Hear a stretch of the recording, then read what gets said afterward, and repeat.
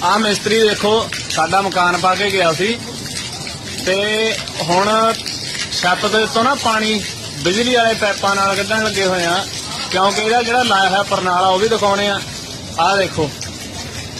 आ इहदा परनाला लाया होया इहदे विच भोरा पानी नहीं आया ते हुण इसे बंदे ने ढाल इधर की हुई है इस करके एमरजेंसी मीह के विच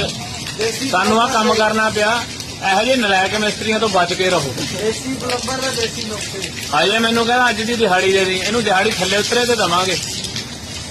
ਦੇਖਾਂਗੇ ਇਹਨੂੰ ਸਨਮਾਨਿਤ ਕਰੀਏ ਕਿ ਨਾ ਕਰੀਏ।